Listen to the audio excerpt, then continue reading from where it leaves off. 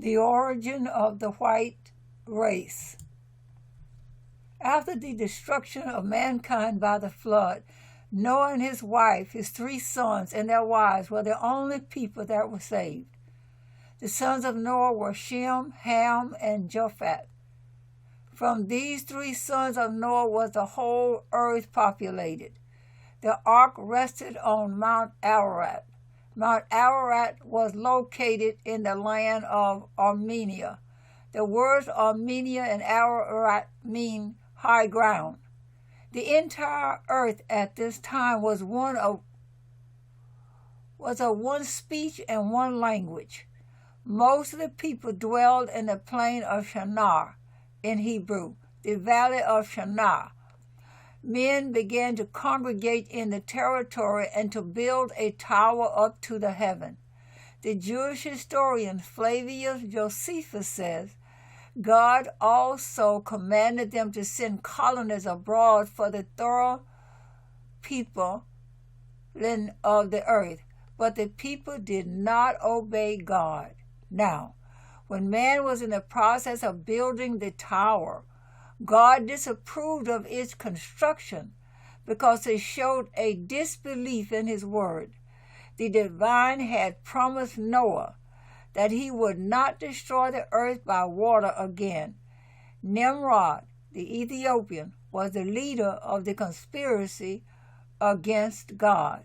He was a mighty man and a conqueror. He held the people under his dictatorship. When God considered what had been done, he confused men's language and scattered them toward the 4 directions of the earth. The sons of Noah were Shem, Ham, and Japhet. Because the world was populated from these 3 sons of Noah, it is proper to classify men only according to this classification. Shemites, Hamites, and Japhets, and not Caucasoid, Mongoloid, or Negroid. The latter category is a modern anthropological classification that we will deal with more thoroughly later. The parts of the earth inhabited by the children of Shem were parts of the territory of Assyria and Elam, Persia, east of the Tigris River, the eastern part of Syria, and parts of the Arabian Peninsula. All the children of Shem were black. This position will be supported by arguments and facts later. The second classification of mankind was the Hamites, who controlled the great centers of civilization in ancient time, 4000 BC, soon after the flood. This civilization included the continent of Africa, the land of Canaan, Israel, parts of Arabia, Syria, Phoenicia, Turkey, Babylonia, southern Persia, Iran, East Pakistan, and a large part of India. The third classification of mankind was the Japhites, from Japhet, who was the youngest son of Noah. The offspring of Japhet occupied the isles of the Gentiles, the shore territories of the Mediterranean Sea in Europe and parts of Asia Minor, whence they dispersed northward over the entire continent of Europe and a great part of Asia. After Noah's ark rested on the mountain of Ararat and the dispersal of the children of men at the Tower of Babel, Japhet's descendants traveled west, north, and northeast of the mountain of Ararat and the Caucasus Mountains. The Japhets settled near the mountains Taurus and Amanus in Turkey. They journeyed to the river Tanais in southeast Russia and along Europe to Cadiz, Spain. The sons of Japhet were Gomer, Magog, Javan, Tubal, Meshach, and Tyrus. Genesis 10, verse 2. Gomer was the ancestor of the first Cimmerians and of the later Cimbri, including other offshoots of the Celtic family, capital Celtic family, and of the present-day Gauls of Ireland, that's capital Gaels of Ireland, Scotland, and the Hebrides or Hebrides Islands, capital Hebrides. These Cimmerians were described by Homer the Greek as dwelling in a remote place of mist and gloom. This place was located north of the Black Sea. The second son of Japhet was Magog, the father of the Magogites. Flavius Josephus said that the Greeks called these people Scythians. The Scythians included all the wandering tribes who dwelt mostly near the north of the Black and Caspian Seas. They were regarded by the ancients as tremendously lacking in intelligence and civilization. The third son of Japhet was Medea, the father of the Medes. They were located at the southern part of the Caspian Sea, and they later united with the Persians to form one race. From Javan, the fourth son of Japhet, came the Ionians and all the Greeks. Tubal, the fifth son of Japhet, is associated with Javan. Isaiah 66, verse 19, Meshach and Tubal. Ezekiel 32, verse 26, and chapter 39, verse 1, are nations of the north of the focal point of the land of Israel. Josephus identified the descendants of Tubal with the early Iberians. They were the inhabitants of territory between the Caspian and the Euxine Seas, which is Georgia and southern Russia. The last son of Japhet was Tyrus, the father or ancestor of the Thracians. This land, Thrace, was situated north of Turkey, Asia Minor, and northeast of Greece. Japhet's grandson Ashkenaz formed the Germanic race. In the Hebrew language, the word means German. By 378 A.D., the Germanic tribes were on the move. They were known under these names: Lombards, Burgundians, Franks, Saxons, Angles, Jutes, Ostrogoths, Visigoths, Sueves, and Vandals. These 10 Germanic barbarian tribes settled all over Western Europe and intermingled with modern nations of Western Europe as we know them today. All these tribes were the descendants of Japhet.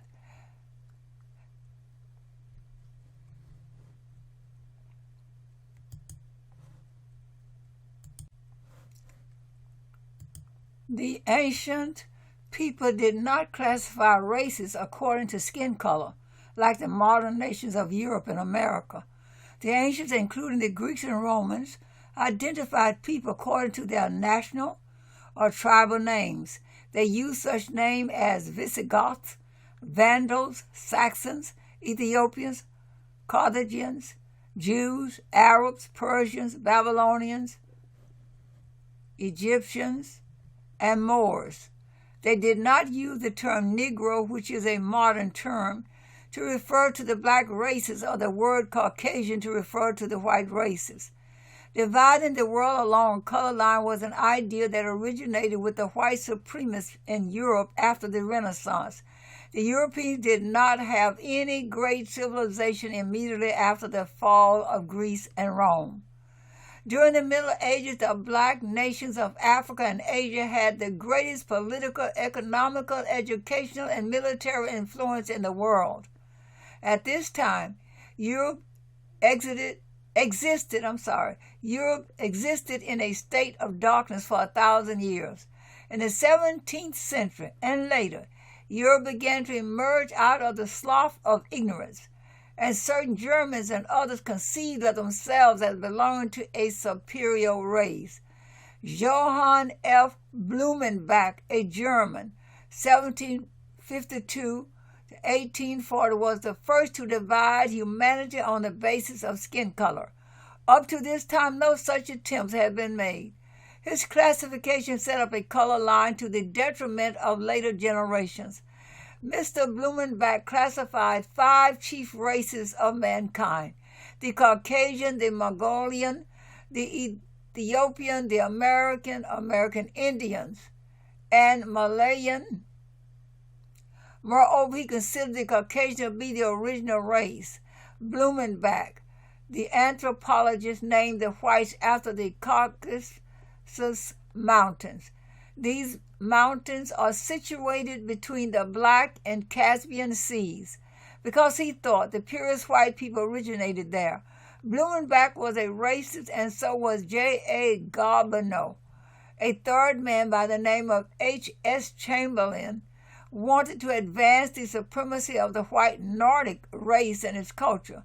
These men attributed psychological value and importance to race. This was racism, and it led to a horrible, vicious racial philosophy and to the persecution of the Jews in Nazi Germany. T. R. Garth wrote in his book Race Psychology in 1931, "Any disposition on our part to withhold from some race the right to a free and full development must be taken as an indication of rationalization on the account of race prejudice, and such an attitude is inexcusable in an intelligent populace.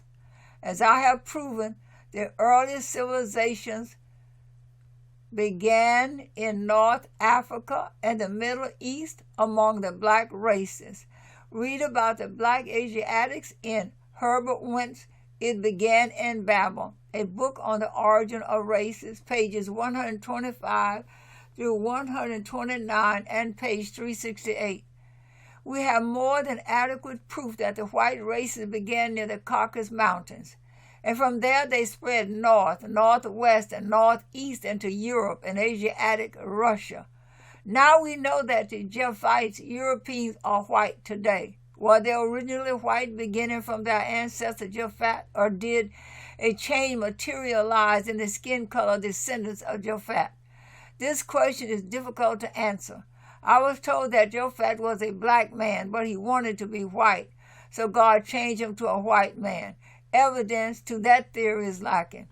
Nevertheless, scientists and anthropologists have found different kinds of mutations in certain parts of the world.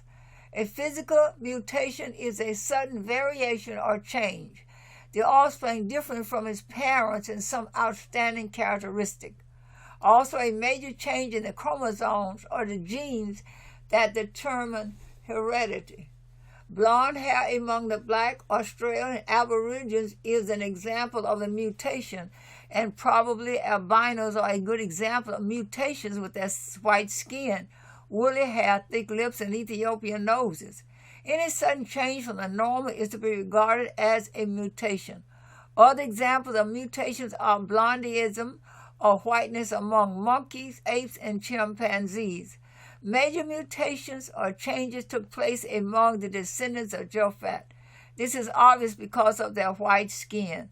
In other words, they were black at one time, but their skin changed to white.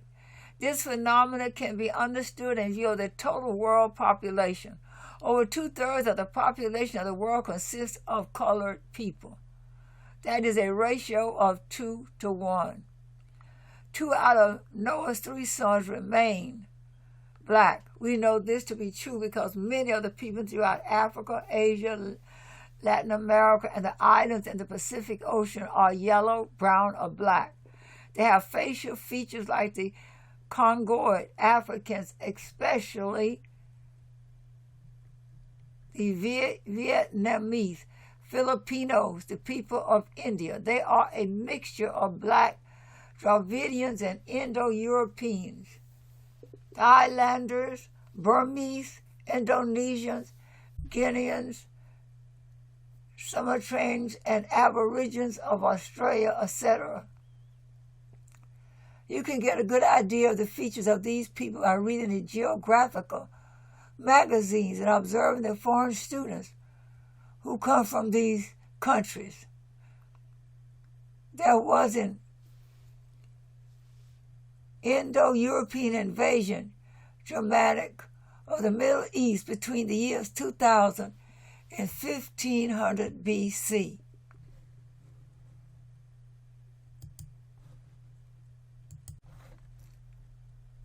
These Germanic tribes intermingled with the black people everywhere they traveled.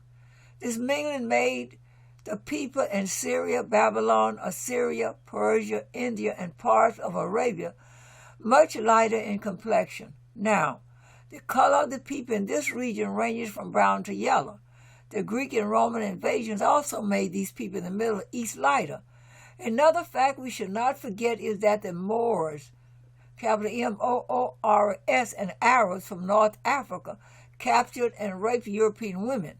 As a result, the North Africans became lighter.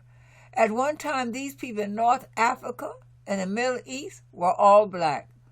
Whites have intermingled their blood with blacks in Asia, Africa, and the Western Hemisphere. In spite of this, the colored people of the world controlled about 3/4 of the Earth's geographical area. Because the colored people of the world are in a majority, it is proper to infer that the whites have always been a minority and that the black people are the original people of humanity. It is interesting and meaningful to learn that the Japhet Europeans traveled northwest, north, and northeast of the mountainous region of the Caucasus into Europe. It gives me the impression that the Japhets were isolated, or that they isolated themselves from the civilization and domination of Nimrod, which began in the land of Mesopotamia. When the Japhets separated at the Tower of Babel, the theory and probability is that they turned white. There are many cases of individuals turning white in Jewish biblical history. When God wanted to show Moses a miracle, he turned his hand white as snow. Then he turned it back again to its original color, black. In ancient Israel, when a man had a white spot in his skin, or white or yellow hair, or white skin somewhat reddish, he was pronounced unclean.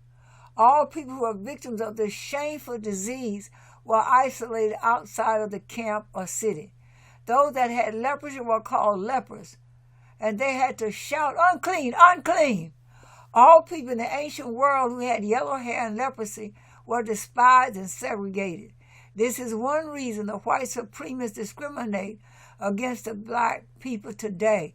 Miriam and Aaron spoke against Moses and defamed his character because he married an Ethiopian woman. As a punishment, God struck Miriam with leprosy, and she turned white as snow. Now, many people have deceived themselves in thinking that Miriam and Aaron spoke against her because she was a black woman. But this is not the case, because Miriam, Aaron, and Moses were all black people. They spoke against Moses because the Ethiopian woman was of a different religion. The color issue did not exist in their day. To prove the point, the Israelites dwelt among the Hamites, Canaanites, Hittites, Amorites, Perizzites, Hivites, and Jebusites. They intermarried. All the people of Israel did evil in the sight of the Lord and served Balaam, the idol god. Because they served the idol Balaam, the god of Israel became angry and sold them into slavery. It was the worshiping of the idols, not the marriages, that God disapproved. Marriages were forbidden because God feared that the alien races would persuade the Israelites to worship their idols. But in Moses' case, he had converted the Ethiopian woman to his religion. Miriam and Aaron used the Ethiopian woman as an excuse to challenge Moses' authority. It was a family dispute of jealousy among the three of them. Moreover, Miriam and Aaron were older than Moses. They said, "Hath the Lord indeed spoken only by Moses? Hath he not spoken also by us?" And the Lord heard it. In another case of leprosy, God showed Moses some miracles to display to the children of Israel. that they would believe that Moses was sent by God. In this case, Moses' hand turned white. Naaman and Gehazi had leprosy. I will write a summary of this story. Naaman was the captain of Syria's army. He acquired leprosy, boils and whitening of the skin. He wanted to be cured. Then he heard about Elisha the prophet. Elisha told him to dip 7 times in the Jordan River. Naaman obeyed and he was cured. A reward was offered Elisha, but he refused it. A servant of Elisha named Gehazi wanted the reward that his master Elisha refused. Then Gehazi ran to look for Naaman. When he found him, he asked him for the reward and said that his master had sent him. This, of course, was a lie. When Gehazi returned to Elisha said, I know you have gotten garments, olive yards, and all kinds of wealth by means of subterfuge.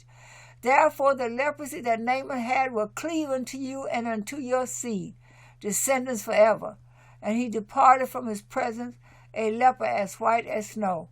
This type of leprosy affected the reproductive organs, genes, and chromosomes, and determined hereditary characteristics in his body. This meant all his children would produce white offspring, even though he was a black man at first. This was the curse of Gehazi.